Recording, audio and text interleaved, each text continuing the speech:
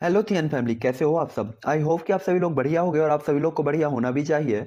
तो जैसा कि आप लोगों में से किसी एक का कमेंट था कि जो है नॉर्दर्न किंग जैसे और पपेट को रिफाइन क्यों नहीं करता, तो आप लोगों को याद होना चाहिए कि northern king Asian white dragon tribe का है। साथ ही उसने दो और ड्रैगन किंग्स को सैलो कर लिया था और अपने ही क्लेन के काफी सारे लोगों के ब्लड को ऑब्जॉर्व कर लिया था, जिसके म्यूटेशन के कारण उसकी फिजिकल स्ट्रेंथ काफी ज्यादा बढ़ गई थी और वो काफी ज्यादा पावरफुल हो गया था। इसीलिए जो ने उसे मारकर उसे अपने पपेट के तौर पर तैयार किया था। लेकिन प्रेजेंट टाइम पे चाहे वो डाउडी लेवल का वॉरियर हो या ओरिजिन ट्रांसफॉर्मेशन लेवल का, वो नॉर्दर्न किंग की बराबरी नहीं कर पाएगा एक पपेट के तौर पर। और यही एक रीजन है कि जोयान और ज्यादा कोई दूसरा पपेट रिफाइन नहीं कर रहा, बल्कि अपने नॉर्दर्न किंग को ही पावरफुल कर रहा है। आई होप कि आप लोगों को पता चल गया होगा। तो चलिए अब आप लोग लाइक शेयर और सब्सक्राइब मार दीजिए। मैं आप लोगों को पिछला एपिसोड बता देता हूँ, जहाँ पे हमने देखा था कि जॉन ऑक्शन हाउस के अंदर आ जाता है और साथ ही साथ काफी सारी चीजों को खरीदता भी है, जिसके बाद लास्ट में फूसेंग फ्लावर अपेयर होता है। और इसे खरीदने के लिए एक अलग ही प्रोसेस था, जहाँ पे सभी लोगों को एक रूम के अंदर जाना था, अपनी एक चीज को उस फूसेंग फ्लावर के ओनर को देना था। अगर वो उस चीज से खुश था तो वो फूसेंग फ्लावर उन्हें दे सकता था। कुल मिला के इस फ्लावर के लिए आपको चीजों का एक्सचेंज करना होता है। लेकिन ये एपिसोड मैंने वहीं पर एंड कर दिया था,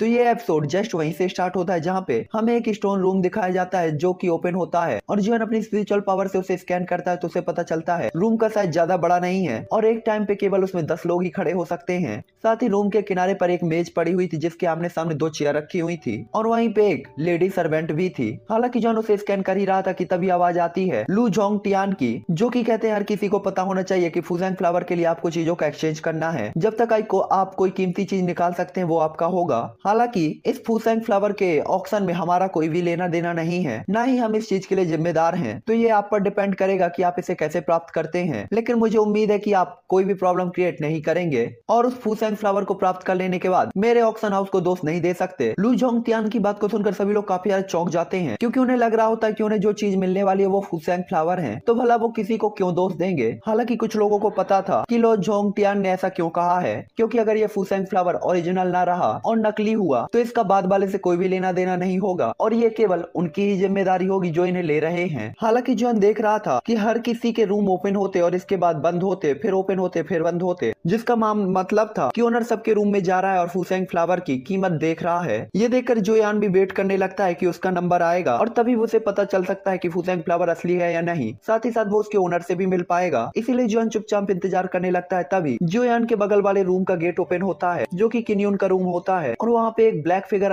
इंटर होती है, जिसे देखकर किन्यून तुरंत ही अपनी डुईक्यू को स्टार्ट कर देता है। हालांकि तभी किन्यून के सामने वाली ब्लैक फिगर एक जेट का बॉक्स निकालती है, जिसके अंदर 6 पंखुड़ियों वाला फूसेंग फ्लावर होता है। ये देखकर किन्यून एक्साइटेड हो जाता है और रूम का टेम्परेचर अचानक ही डाउन होने लगता है। ये देखकर वो ह्यूमन फिगर तुरंत ही स्माइल करते हुए कहती है, मिस्टर, आपकी ये कोल्ड एयर सच में काफी ज्यादा तेज है, ध्यान से कहीं मेरा फ्लावर जम ना जाए। ये सुनकर किन्यून तुरंत ही अपनी डुईक्यू को कंट्रोल करता है और इसके बाद कहता है, बोलो तुम्हें क्या चाहिए। जब तक तुम फूसेंग फ्लावर मुझे देते हो तब तक तुम्हें जो भी चाहिए तुम मुझसे मांग सकते हो। और इसके बाद वो अपने स्टोरेज रिंग को फ्लिप करता है, जिससे काफी सारे डुईक्यू मेथड, डू टेक्निक्स और काफी सारी मेडिसिनल पिल्स की जेट की बोतलें भी तैरने लगती हैं। हालांकि ये चीज किनजिन के लिए भी काफी ज्यादा कीमती थी, लेकिन प्रेजेंट टाइम पे उसे फूसेंग फ्लावर चाहिए था, चाहे कुछ भी हो। ये देखकर ब्लैक फिगर वाला पर्सन भी तुरंत ही अपने सामने की चीजों को ललचाई हुई नजरों से देखने लगता है और इसके बाद एक चीज की तरफ देखते हुए कहता है, मैं फूसेंग फ्लावर तुम्हें दे दूंगा, लेकिन मुझे ये सभी चीजें चाहिए। जिसके बाद वो तुरंत ही सारी चीजों को गले लगा लेता है।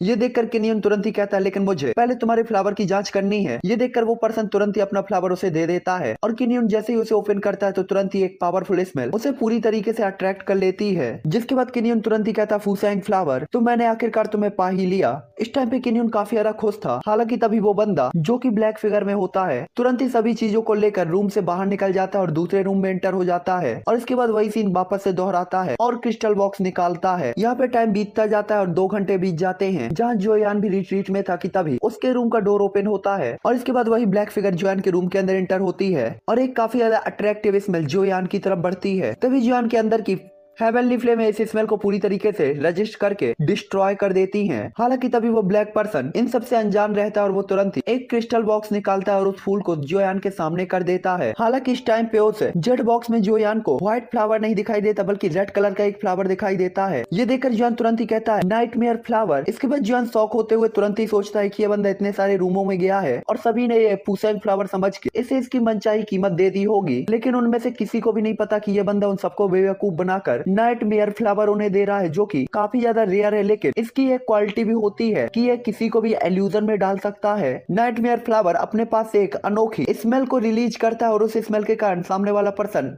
एल्यूजन में चला जाता है। साथ ही साथ जोयान को पता था कि अगर इस फ्लावर ने डाउडी लेवल के वॉरियर्स को भी एल्यूजन में डाल दिया है तो ये फ्लावर कम से कम 1000 साल पुराना होना चाहिए, और जोयान समझ गया था कि ये सब इसकी चाल होनी चाहिए। अगर जोयान के पास हेवनली फ्लेम नहीं होती तो वो भी इससे चूतिया बन चुका होता, क्योंकि जोयान के हेवनली फ्लेम ने उस स्मेल को पूरी तरीके से डिस्ट्रॉय करके जोयान को एल्यूजन में जाने से बचा लिया था। हालांकि जोयान को यह भी पता था नाइटमेयर फ्लावर भी काफी ज्यादा मेडिकल इंग्रेडिएंट है और मेडिसिनल इंग्रेडिएंट है, जो कि काफी ज्यादा रेयर है, और इसका यूज काफी सारी मेडिसिनल पिल्स में होता है। जोयान को बिल्कुल भी उम्मीद नहीं थी कि यह बंदा इतने रेयर ट्रेजर से लोगों को बेवकूफ बनाने के लिए यूज करेगा। हालांकि जोयान यह सोच ही रहा होता है कि तभी वो बंदा कहता है, छोटे ब्रदर, फूसेंग फ्लावर यहाँ है, क्यों, क्या तुम इसे मेरे साथ एक्सचेंज नहीं करना चाहते? इस बंदे को पूरा भरोसा था कि 8 स्टार डाउडी के नीचे का कोई भी बंदा इसके एल्यूजन से तो बच ही नहीं पाएगा। हालांकि भले ही हमारा जियोयान 8 स्टार डाउडी ना हो, लेकिन उसकी हेवनली फ्लेम किसी से नहीं डरती थी। इसीलिए जॉन अपने सामने वाले ब्लैक पर्सन को देखता और एक इविल स्माइल के साथ कहता है, एडवांस 7 स्टार डाउडी, आप वास्तव में अपनी पावर के साथ लोगों को धोखा देने की हिम्मत करते हैं। मुझे नहीं पता मुझे क्या कहना चाहिए, आपको ब्रेव कहूँ या बेवकूफ। ये सुनकर वो बंदा कहता, आप, इससे आपका क्या मतलब है? और इसके बाद जॉन तुरंत ही उठता है और कहता है, क्योंकि तुम होश में नहीं हो तो मैं तुम्हें होश में लाऊंगा। और इसके बाद तुरंत ही उसके सामने अपेयर हो जाता है और एक हाथ के साथ सीधा ही उसके ऊपर अटैक करता है, और जॉन की स्पिरिचुअल पावर के सामने वो बंदा बच ही नहीं पाता। तभी जॉन कहता है, क्या तुम सच में सोचते हो कि तुम बाकी लोगों को बेवकूफ बना सकते हो तो मुझे भी बना लोगे? जॉन के टक्कर के कारण उस बंदे का ब्लैक डोपेंग तुरंत ही हट जाता है और वो बूढ़ा सामने आता है, और वो जॉन को देखकर कहता है 8 स्टार डाउडी, क्योंकि उसे पता था कि उसका फ्लावर 8 स्टार से नीचे तो हर किसी को एल्यूजन में डाल देगा। हालांकि तभी जॉन का अटैक जाकर उसकी चेस्ट से टकराता है, और जॉन के अटैक को झेलने के बाद वो तुरंत ही दीवार से टकराता है और कहता है 6 स्टार डाउडी। तभी जॉन कहता है, मैंने कब कहा कि मैं 8 स्टार डाउडी हूँ? तभी वो बंदा कहता है, धिक्कार है लड़के, तुम वास्तव में और मुझे डराने की हिम्मत करते हो, वो भी मत 6 स्टार डाउडी की पावर के साथ। क्या तुम बनना चाहते हो? हालांकि जॉन 6 स्टार डाउडी नहीं था, लेकिन जॉन के स्काई एक्सट्रैक्शन स्टेप के अपग्रेड हो जाने के कारण जॉन का डुइक्यू वर्टेक्स थोड़ा सा बढ़ गया होता है। इसीलिए जॉन की जो पावर थी वो 6 स्टार डाउडी लेवल के वॉरियर के ही बराबर थी, और यही एक रीजन था कि इस बंदे को लगा था कि जॉन 6 स्टार डाउडी है। इस टाइम पे उस रूम के अंदर जॉन के हाथ मुट्ठियों में बंधे हुए होते हैं, और उससे इतना ज्यादा पावरफुल ऑरा रिलीज हो रहा होता है कि पूरा कमरा ही कांपने लगता है, जबकि जॉन ने डुइक्यू का यूज भी नहीं किया था। ये सिर्फ जॉन की फिजिकल स्ट्रेंथ थी। हालांकि इस बात से वो बूढ़ा बिल्कुल बेखबर होता है और जॉन को सिर्फ 6 स्टार डाउडी लेवल का वॉरियर ही समझता है, और कहता है, हालांकि मैं नहीं जानता ब्रदर कि तुम मेरे नाइटमेयर फ्लावर से कैसे बच गए। हालांकि अब मैं तुम्हें जिंदा नहीं छोड़ सकता। और इसके बाद अपने डुइक्यू को कंडेंस करके सीधा जोयान की तरफ अटैक कर देता है। ये देखकर जॉन कुछ भी नहीं करता और सिर्फ एक थॉट के साथ 4th एलिफेंट स्किल को एक्टिवेट करता है, और इसके बाद जैसे ही उसका पंच जियोयान से टकराता है तो सिर्फ चिंगारियां ही उड़ती हैं, जो देखकर वो तुरंत ही कहता, कितनी भयानक फिजिकल स्ट्रेंथ, कोई आश्चर्य नहीं कि आप मेरे साथ फाइट करना चाहते हैं, हालांकि ये काफी नहीं है। और इसके बाद वो तुरंत ही जियोयान के पास एक बार फिर से अटैक करने के लिए बढ़ता है। हालांकि जॉन उसके अटैक से डॉज कर लेता है, क्योंकि प्रेजेंट टाइम पे जॉन की स्पीड काफी ज्यादा तेज थी, और ऐसे ही वो बार बार अटैक करने की कोशिश करता है, लेकिन जोयान अपनी स्पिरिचुअल पावर की हेल्प से और स्काई एक्सट्रैक्शन स्टेप की हेल्प से उसके हर अटैक से डॉज कर लेता था। जॉन की ऐसी पावर को देखकर वो ओल्ड मैन तुरंत ही कहता है, मैंने इस साथी को कम करके यहाँ का, डैम इट। हालांकि उसे पता था कि वो और ज्यादा लंबा नहीं खींच सकता। साथ ही साथ उसे अब यहाँ से निकलने के लिए इस रूम से निकलने की जरूरत थी, जिसके बाद वो यहाँ से सीधा ही भाग जाएगा। उसे पता था कि अगर जोयान यहाँ पे अपेयर नहीं हुआ होता तो आज उसे काफी बड़ा प्रॉफिट होता। साथ ही ये बंदा काफी ज्यादा सरप्राइज भी था कि ये रूम जिसमें केवल 10 ही लोग रह सकते हैं, वास्तव में उसमें जोयान के ऊपर इतनी बार अटैक करने के बाद भी वो जोयान को एक कपड़े तक को टच नहीं कर पाया, जबकि उसकी पावर एडवांस 7 स्टार डाउडी लेवल पर है। इसीलिए वो कहता है, मैं इसे और नहीं खींच सकता, मुझे जाना चाहिए। और इसके बाद एक डुइक्यू पिलर निकलकर जोयान की तरफ बढ़ जाता है, जिससे जोयान 2 कदम तक पीछे हटता है, और वो ओल्ड मैन तुरंत ही पत्थर के दरवाजे की तरफ भागने लगता है। ये देखकर जोयान कहता है, तुम जाना चाहते हो तो ये इतना आसान कैसे होगा? और एक थॉट के साथ जोयान तुरंत ही स्पीड के साथ उसे पकड़ता है और अंदर की तरफ खींच लेता है, जिसके बाद जोयान तुरंत ही अपने राइट पैर से उस ओल्ड मैन के पेट में मारता है, और वो ओल्ड मैन सीधा ही दीवार से जाकर टकराता है और चेहरा लाल हो जाता है। जिसके बाद वो बंदा कहता है, वास्तव में आप कौन है? जिसपे अपना ठरकी कहता है, जियोयान। जैसे ही वो ओल्ड मैन जियोयान नाम सुनता है तो उसका चेहरा काफी सीरियस हो जाता है, और वो काफी ज्यादा डरने लगता है, क्योंकि ये नाम उसने कुछ टाइम पहले जेलिन एरिया में सुना था, और ये एक ऐसा नाम था जिसने 4 सुपर सेट को भी हिलाकर रख दिया था। जिसके बाद उसे समझ में आ जाता है कि वो आखिरकार इतना ज्यादा पिट क्यों रहा है। इसीलिए वो घबराते हुए कहता है, जियोयान, जियो तुम जियोयान हो। उसे पता था कि उसके सामने वाले बंदे को 8 स्टार डाउडी भी नहीं मार पाएगा, तो उसकी तो पावर कहने लायक ही नहीं थी। साथ ही साथ उसके सामने वाला पर्सन डाउडी लेवल के न जाने कितने वॉरियर्स को मार चुका होगा जब वो हाफ मार्शल एम्परर था, तो अब तो वो डाउडी लेवल के इस लेवल पर पहुंच चुका था। तभी जॉन उसे देखते हो कहता है, तुम मुझे जानते हो? ये सुनकर वो बंदा तुरंत ही कहता है, जाइलिन एरिया में कौन? सर जियोयान को नहीं जानता। मैं वास्तव में आपको पहचानने में असफल रहा और मैंने सर जियोयान को नाराज कर दिया है। मुझे पता है मैं यहाँ से ठीक ठाक नहीं जा पाऊंगा, लेकिन मैं आपसे माफी चाहता हूँ, मुझे जिंदा छोड़ दें। इस टाइम पे वो काफी ज्यादा डर के मारे शांत हो गया था। तभी जॉन कहता, फूसेंग फ्लावर मुझे सौंप दो, मैं तुम्हें जिंदा छोड़ दूंगा। हालांकि जॉन की बात को सुनकर उसे काफी ज्यादा बुरा लगता है, लेकिन वो उदास होते हुए तुरंत ही अपनी स्टोरेज रिंग निकालकर जियोयान को दे देता है। इसमें वो सभी सामान था जो कि उसने बाकी लोगों से लिया था और साथ ही साथ फूसेंग फ्लावर भी इसी में था। आखिरकार बात यहाँ पे उसके जीवन की थी। इस सामान का वो क्या कर सकता था अगर वो आज मर जाता तो?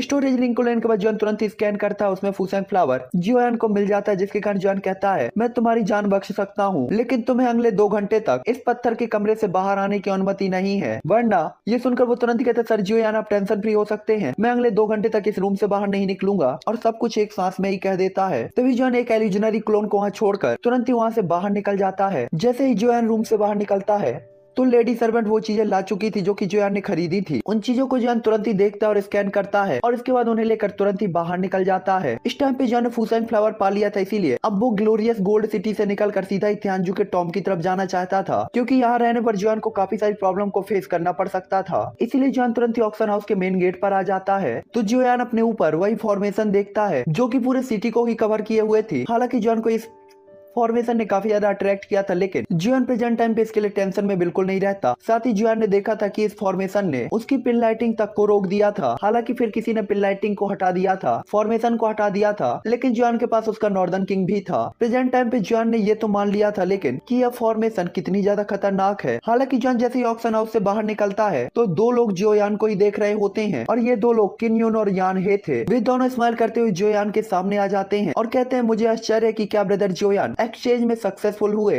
किन्यून अपने दिल में आंसर जानता था कि जॉन सक्सेसफुल नहीं हुआ, क्योंकि उसने तो पहले ही फूसेंग फ्लावर को प्राप्त कर लिया था। हालांकि जॉन अपने दिल में उठ रहे एक्साइटमेंट को रोककर थोड़ा सा उदास सा चेहरा बना लेता है, जिसके कारण सामने वाला और भी ज्यादा खुश हो जाता है। ये देखकर वो कहता है, ठीक है, ये सब तो नॉर्मल सी चीजें हैं, अगर लिटिल ब्रदर जियोयान उसे प्राप्त नहीं कर पाए तो इसके लिए परेशान होने की जरूरत नहीं है। मेरे पास एक चीज और है, क्या छोटे भाई जियोयान इसके बारे में जानने में इंटरेस्टेड हैं? तभी जॉन कहता है, आप मुझे क्या दिखाना चाहते हैं? इस टाइम पे जॉन थोड़ा सा एक्साइटेड भी दिखाई देता है। हालांकि तभी किन्यून कहता है, अगर आपको देखना ही है तो क्यों आप हमारे साथ नहीं आते? जिस पे जॉन कहता, कहां? हालांकि जॉन की स्ट्रेटजी तो ऑक्शन हाउस से बाहर निकलने के बाद ग्लोरियस गोल्ड सिटी को छोड़ने की थी, लेकिन जॉन को लग रहा होता कि किन्यून उसे चांस नहीं देगा। साथ ही जॉन एक्साइटेड भी था कि आखिरकार ये बंदा उसके साथ करना क्या चाहता है। हालांकि तभी किन्यून कहता है, ये दूर नहीं, हम जल्दी पहुंच जाएंगे, और इसके बाद एक डायरेक्शन की तरफ उड़ने लगता है और जॉन से कहता है, अभी कुछ टाइम पहले मैंने देखा था कि ऑक्शन हाउस के अंदर किसी ने आइस कोल्ड लिक्विड की 10 बोतलें दी थी। हालांकि मैं उसका चेहरा नहीं देख पाया, लेकिन आवाज से वो ब्रदर जियोयान होने चाहिए, है ना? उसकी बात पे जॉन कुछ भी नहीं कहता, बस स्माइल कर देता है। ये देखकर किन्यून तुरंत ही कहता है, मैं वास्तव में जिस कोई मेथड का कल्टीवेशन करता हूँ वो आइस टाइप ही है, और अगर मुझे आइस स्प्रेड कोल्ड लिक्विड की कुछ बोतलें मिल जाती हैं तो ये मेरे कल्टीवेशन को बढ़ा सकती हैं। तभी जॉन कहता है, मुझे खेद है, संयोग से आइस स्प्रेड कोल्ड लिक्विड की केवल मुझे 10 ही बोतलें मिली थी, जिसे मैंने ऑक्शन हाउस में यूज कर लिया, और अब मेरे पास एक भी नहीं है, तो मैं आपकी मदद नहीं कर सकता। जॉन की बात को सुनकर किन्यून की आंखों में किलिंग इंटेंट ऑरा रिलीज होने लगता है। हालांकि वो तुरंत ही उसे छुपाता है और स्माइल करते हुए कहता है, ये मेरा बस बैड लक है। हालांकि मुझे उम्मीद है कि मैं ब्रदर जॉन को जो चीज दिखाने के लिए ले जा रहा हूँ वो निश्चित तौर पर आपको एक बड़ा झटका देगी। और इसके बाद किन्यून यान हे के साथ स्माइल पास करता है, जिसके कारण यान हे थोड़ा सा उदास होते हुए पीछे हो जाता है और जियोयान का पीछा करने लगता है ताकि जॉन कहीं से भाग न सके। हालांकि जॉन ने ये फील कर लिया था, लेकिन उसके चेहरे से स्माइल बिल्कुल भी गायब नहीं होती। किन्यून के साथ एक डायरेक्शन में उड़ते हुए जियोयान ग्लोरियस गोल्ड सिटी के सेंटर में पहुंच जाता है, जहाँ पे वही ब्लैक कलर का पिलर था, लेकिन प्रेजेंट टाइम पे यहाँ कोई भी नहीं होता, जिसके कारण जॉन तुरंत ही कहता है, ब्रदर किन्यून ये जगह है। तभी किन्यून कहता है, हाँ हाँ ब्रदर जियोयान, यही वो चीज है जिसके बारे में मैं आपको बता रहा था। और इसके बाद उस ब्लैक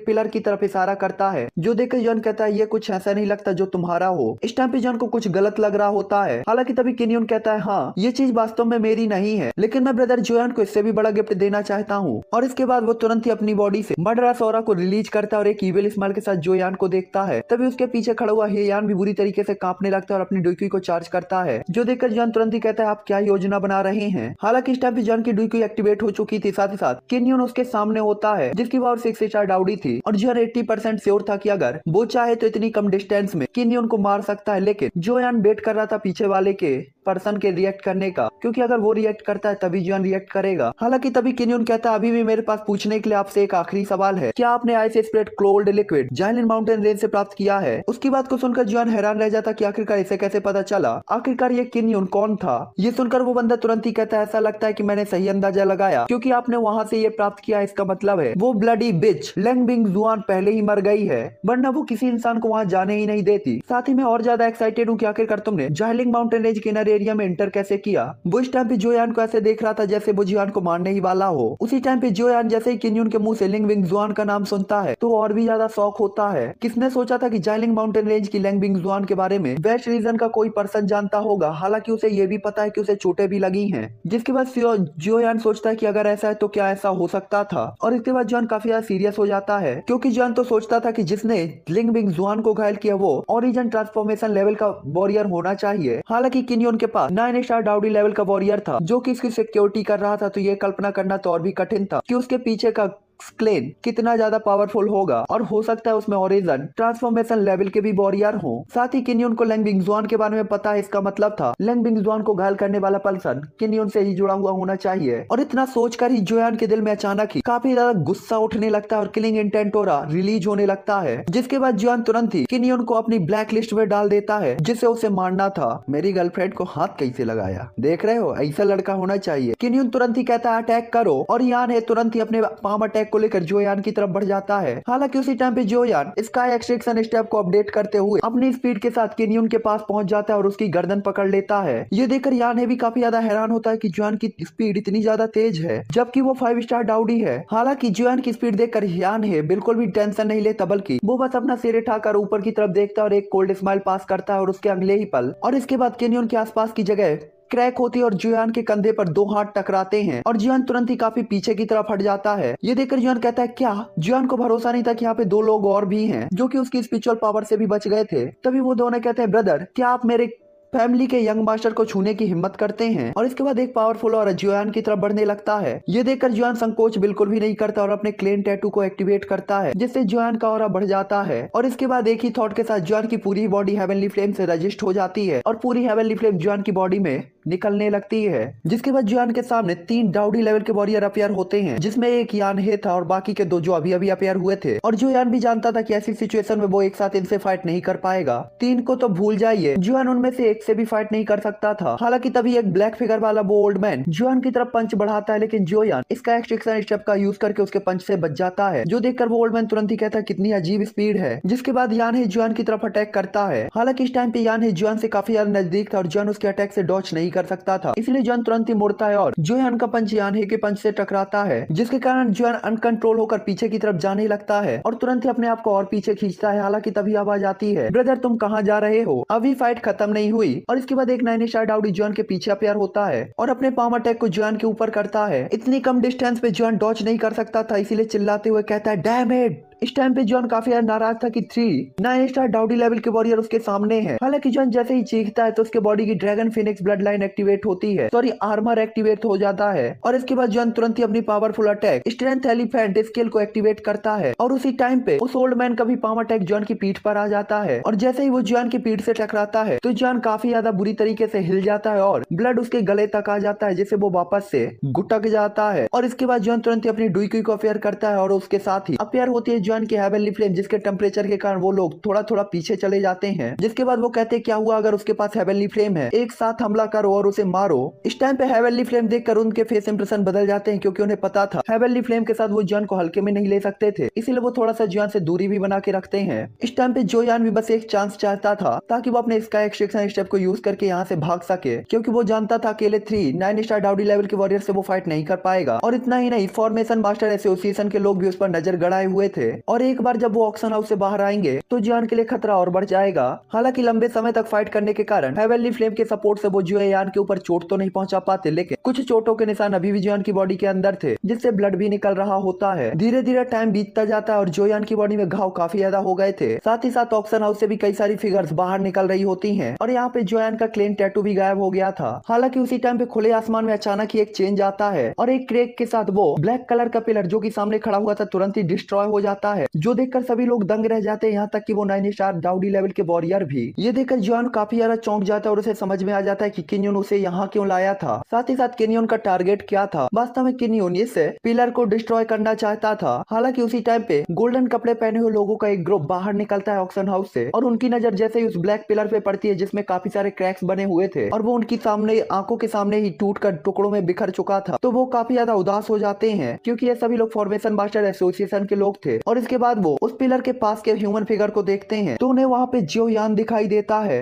इस टाइम पे वो फॉर्मेशन जिसपे फॉर्मेशन मास्टर एसोसिएशन काफी ज्यादा प्राउड करता था, उनकी आंखों के सामने ही डिस्ट्रॉय हुआ था, जो देखकर उन सभी को इतना गुस्सा आता है कि उनकी बॉडी से उनकी डुई और किलिंग इंटेंट और तुरंत ही रिलीज होने लगता है। साथ ही उन्होंने देखा था कि जॉन उसके सबसे ज्यादा नजदीक है, जिसका मतलब था कि उस फॉर्मेशन को जियो यान ने ही डिस्ट्रॉय किया होगा। जिसके बाद चैन जी हुई तुरंत ही चीफ को बताते हैं कि सर वो बंदा जियो यान है जिसने TR4 की मेडिसिनल पिल को रिफाइन किया था और मैंने उसे किन्यून के साथ भागते हुए देखा था। किन्यून का नाम सुनते ही वो बंदा काफी ज्यादा गुस्से में हवा में देखता है जहाँ पे किन्यून खड़ा हुआ था, और यहाँ पे किन्यून भी जियोयान को ही देख रहा होता और उसने देखा था कि 9 स्टार हाफ मार्क डाउडी लेवल के वॉरियर भी जियोयान को हरा नहीं पा रहे। हालांकि इस टाइम पे ये सभी लोग भी जियोयान की डायरेक्शन में उड़ने लगते हैं। उसी टाइम पे ऑक्शन हाउस से हान डोंग भी बाहर निकलते हैं और उन्हें उम्मीद नहीं थी कि आगे सामने का सीन इतना ज्यादा चौंकाने वाला होगा, क्योंकि जियोयान को उन्होंने उस पिलर के सबसे नजदीक देखा था। जिसके बाद वो समझ जाते हैं कि किन्यून जियोयान को फंसाने के लिए ऐसा कर रहा था। हालांकि झान डोंग कोई एक्शन नहीं लेते बल्कि वो वेट कर रहे होते कि क्या फॉर्मेशन मास्टर एसोसिएशन इतना ज्यादा बेवकूफ है कि उसे कोई भी बेवकूफ बना सकता है। हालांकि अगर जियोयान को कोई नुकसान नहीं होता तो ठीक था, लेकिन अगर कोई भी चेंज होता है तो वो तुरंत एक्शन लेंगे। आखिरकार अपनी स्पिरिचुअल पावर के साथ उन लोगों को रोकने का उन्हें कुछ विश्वास तो होता है। तभी वही एल्डर जो कि ऑक्शन हाउस से बाहर आया था किन्यून के पास आते हुए तुरंत ही अपने ऑरे को उसकी तरफ बढ़ाता और कहता है किन्यून हमारे दोनों क्लेन हमेशा अपने काम से मतलब रखते हैं, आखिरकार आज आपका मकसद क्या है ऐसा करने के पीछे। ये देखकर किन्यून को भी काफी बड़ा झटका लगता है कि ये बंदा बोलने से पहले अपने ऑरे को उसकी तरफ भेजकर अटैक कर देगा।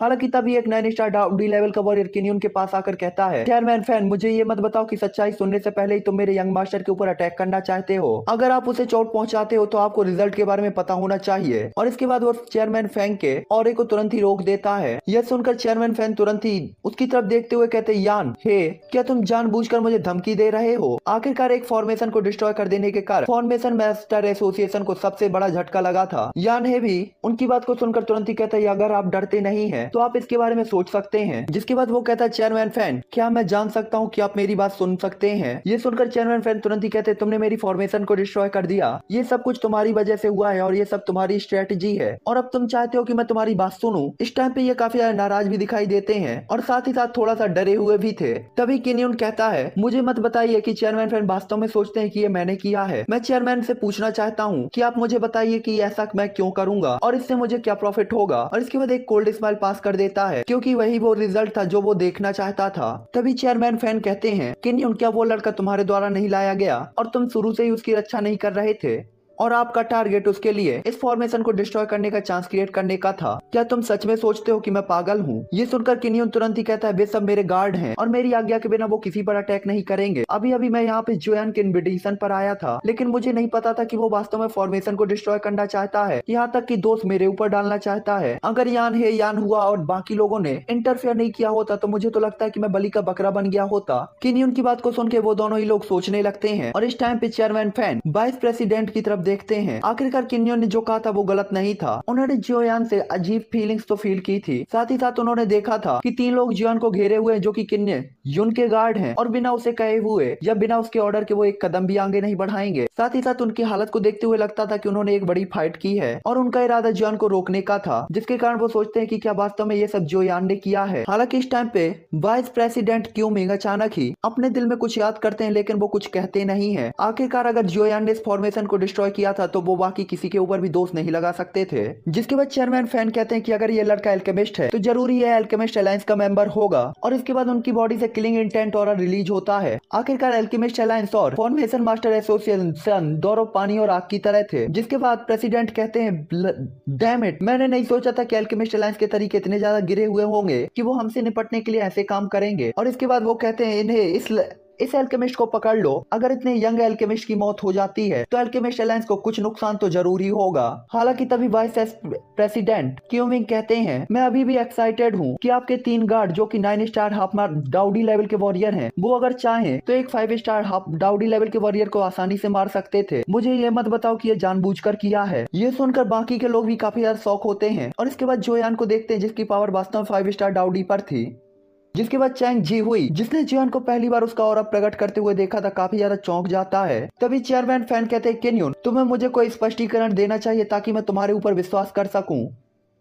क्योंकि चेयरमैन फैंग को अच्छे से पता था कि किनियोन और उसके इन 3 9 स्टार डाउडी लेवल के गार्ड के होते हुए जोयान भला कैसे सिटी गार्ड फॉर्मेशन को डिस्ट्रॉय कर सकता था। तभी किनियोन कहता है, अगर आपको मुझ पर भरोसा नहीं है तो आसपास के किसी भी लोगों से पूछ लीजिए। जिसके बाद वो जिसकी तरफ भी देखता वो अपना सिर ऐसे नीचे कर लेता जैसे उसे कुछ भी पता ना हो। ये देखकर चेयरमैन फैंग तुरंत ही कहते, किनियोन या तो आप मुझे सच बताइए या फिर आप यहीं पे रह सकते हैं, चाहे भले ही आपके ये 3 गार्ड आपकी रक्षा ही क्यों ना कर रहे हो, मुझे फर्क नहीं पड़ता। और इसके बाद वो तुरंत ही अपने ऑरे को किनियोन की तरफ बढ़ा देते हैं। ये देखकर यान हे भी अपने ऑरे को रिलीज करता और किनियोन को बचाने की कोशिश करता है और साथ ही साथ वो काफी ज्यादा उदास होता है। यहाँ तक कि वहीं बगल में खड़ा हुआ यान हुआ भी काफी ज्यादा परेशान हो जाता है और तीसरा डाउडी लेवल का वॉरियर भी चेयरमैन फैंग की तरफ देखने लगता है। हालांकि तभी किनियोन कहता है, रुको, तुम सभी लोग केवल जोयान को ब्लॉक करो और उसे यहाँ से भागने मत देना। जिसके बाद वो जोयान चेयरमैन फैन की तरफ बढ़ते हुए कहता है, मुझे पता है कि आपने जो अभी कहा उस पर आप विश्वास नहीं करेंगे। हालांकि मुझे ये मत बताइए कि आप सोच रहे हैं जोयान कोई नॉर्मल डाउडी है। अगर आप ऐसा सोच रहे हैं तो आप बहुत गलत हैं। ये सुनकर प्रेसिडेंट फैन कहते हैं, इससे तुम्हारा क्या मतलब है। जिसपे किनियोन ओल्ड स्माइल करते हुए कहता है, अगर जोयान नॉर्मल 5 स्टार डाउडी होता तो भला मुझे यान हुआ, यान ली और यान ए को भेजने की क्या जरूरत होती। उसके लिए तो मैं केवल 6 स्टार डाउडी ही काफी था। क्या चेयरमैन को वास्तव में लगता है कि मैं अपनी पावर के साथ 5 स्टार डाउडी से नहीं निपट सकता। जिसपे चेयरमैन फैन तुरंत ही कहते हैं, आप उसे मारना चाहते इसीलिए आप ऐसा करना चाहते हैं। वो बस ऑक्शन हाउस से बाहर आया था और उसके सामने आप आ गए होंगे और जब उसने देखा कि आप उसे मारना चाहते हैं तो उसने आपका विरोध किया होगा। इस टाइम पे चेयरमैन फैन बिल्कुल भी पोलाइट नहीं होते और वो अंदाजा लगाते हैं कि क्या हुआ होगा। हालांकि तभी किनियोन जो कि पूरी तरीके से रेडी होकर आया था तुरंत ही कहता है कि आपके आने से पहले जोयान 100 एक्सचेंज पहले ही झेल चुका है और अगर आप अभी भी नहीं मानते कि जोयान नॉर्मल फाइटर है तो इसमें मैं कुछ भी नहीं कर सकता। हालांकि उसकी बात को सुनकर चेयरमैन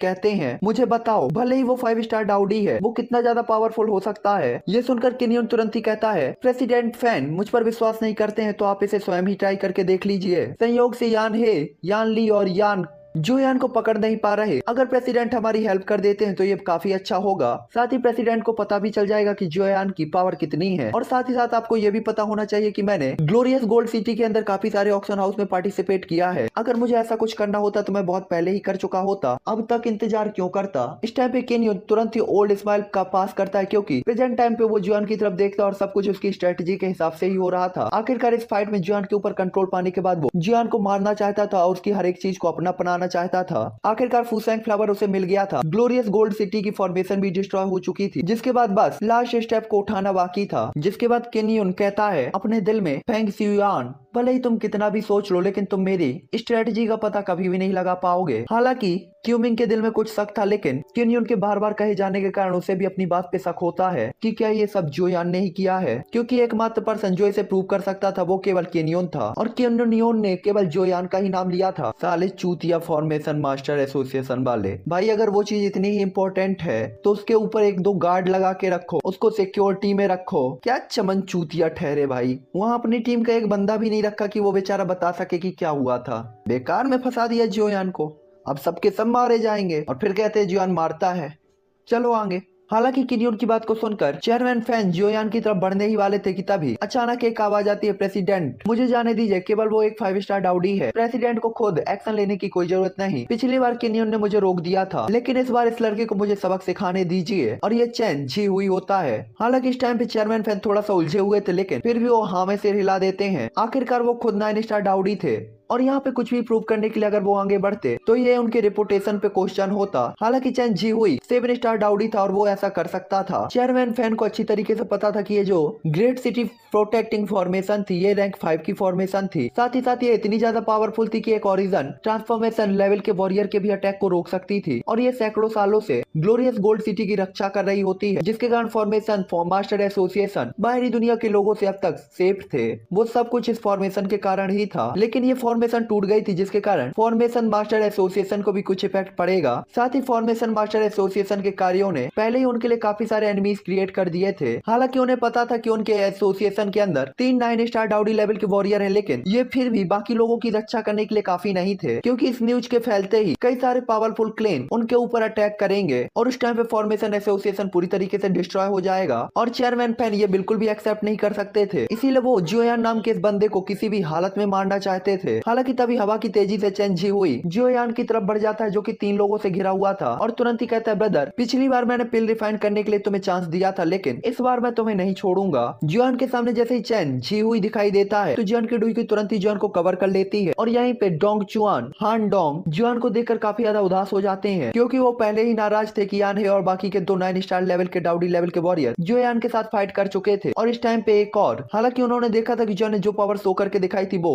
8 स्टार डाउडी लेवल के वॉरियर से भी ज्यादा थी, साथ ही उसकी स्पीड तो और भी खतरनाक, लेकिन उसके सामने वाले चेंग जी हुई की पावर केवल 7 स्टार डाउडी की ही थी और वो बंदा जियोन के लिए मैच नहीं हो सकता। इसलिए चेंग जी हुई जैसे ही जियोन के ऊपर अटैक करता है, उसी टाइम पे जियोयान, जो कि धीरे धीरे अपने डुईक्वी को रिकवर कर रहा था, अपनी आंखों को खोलकर चेंग जी हुई के अटैक पर अपना अटैक कर देता है। और इसके बाद चेंग जी हुई तुरंत ही काफी देर तक पीछे की तरफ जाता है और बड़ी मुश्किल से खुद को रोक पाता है। ये देखकर सभी लोग काफी ज्यादा चौंक जाते हैं और जोयान को देखते हैं, क्योंकि जोयान ने अपनी डुईक्वी का यूज नहीं किया था। और ये देखकर चेयरमैन फैन भी काफी ज्यादा शॉक होते हैं। तो चलो गाइस, ये एपिसोड अब मैं यहीं पर एंड करता हूँ और मैं मिलूंगा आपसे नेक्स्ट एपिसोड पे। तो आई होप कि आप लोग को ये एपिसोड पसंद आया हो।